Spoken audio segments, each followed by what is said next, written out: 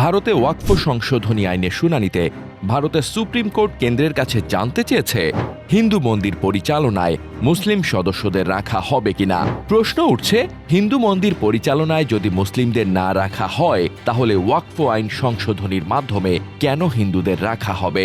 অনেকে এই আইন সংশোধনীর মাধ্যমে দেখছেন ভারতের মাটিতে মুসলমানদের সহায় সম্পত্তিহীন করার ঐতিহাসিক ষড়যন্ত্র, আর ভারতের উগ্র হিন্দুদের দল বিজেপি আর তাদের নেতা মোদি এই মুসলিম উচ্ছেদের অংশীদার। কয়েকশো বছর ধরে এই ভারতবর্ষের নেতৃত্ব দিয়েছে মুসলিমরা। সেই সময় ছিল হিন্দু মুসলিম সম্পর্কের সুবর্ণ সময়। মুসলিম ওয়াকফ স্টেটের অধীনে রয়েছে কয়েক লক্ষ কোটি টাকার সম্পত্তি, যেসব সম্পদের ঐতিহাসিক দাবিদার মুসলিমরা। এখন এই আইন পাশ করার মাধ্যমে মুসলিমদের সম্পদের অধিকার বন্ধ করা হতে পারে বলে আশঙ্কা করছেন ভারতের মুসলিম নেতারা। তারা এই অবৈধ আইন বাতিল চায়। শুধু মুসলিম নেতারা না, বিজেপি ছাড়া অনেক বিরোধী দলও বলছে এটা কালো আইন, আর এই আইনের মাধ্যমে মুসলমানদের তাদের সম্পত্তির অধিকার থেকে বঞ্চিত করা হচ্ছে। আজকে মোদির নেতৃত্বে ভারত যা করছে তা মূলত ইসরায়েলের দখলদারদের নীতি। ইসরায়েলের উগ্র ইহুদি পার্টি ক্ষমতায় থাকার সময় এইভাবে মুসলিমদের ওপর নির্যাতন করেছে, মুসলিমদের তাদের ভূমি থেকে উচ্ছেদ করেছে, ফিলিস্তিনিদের বাধ্য করেছে তাদের ভূমি ছেড়ে যেতে। একই কায়দা নিয়েছে নরেন্দ্র মোদির দল। তারাও আজ ভারতবর্ষে কয়েক শত বছরের পুরনো মুসলিম ওয়াকফ সম্পত্তি দখল করার পাঁয়তারা করছে।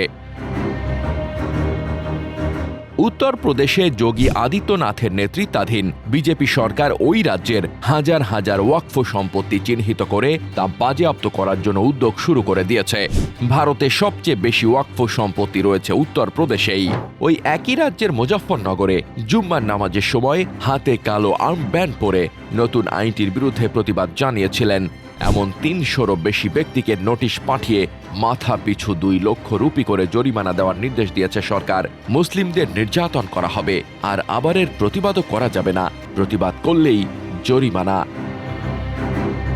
৪ এপ্রিল বিলটি পার্লামেন্টের উচ্চকক্ষ রাজ্যসভার অনুমোদন পায়।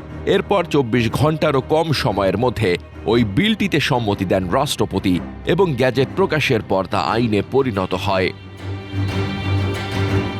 বিলটি নিয়ে পার্লামেন্টে যখন তর্ক বিতর্ক চলছে, তখন থেকেই দেশের বিভিন্ন প্রান্তে বহু মুসলিম সংগঠন এই আইনটিকে কালো আইন বলে বর্ণনা করে আসছেন এবং তারা প্রবল বিক্ষোভও দেখাচ্ছেন। পশ্চিমবঙ্গের মুর্শিদাবাদ জেলায় ওয়াকফ আইন বিরোধী প্রতিবাদ রীতিমতো সাম্প্রদায়িক চেহারা নেয়।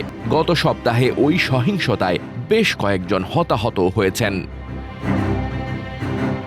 ভারতের এই কালো কানুন নিয়ে শুধু ভারত নয়, সমগ্র মুসলিম বিশ্বে উঠেছে প্রতিবাদের ঝড়। প্রতিবাদ উঠেছে বাংলাদেশ ও পাকিস্তানে। ইসরায়েলের মতো ভারতের বিরুদ্ধেও মুসলিম জনমত ঐক্যবদ্ধ হচ্ছে।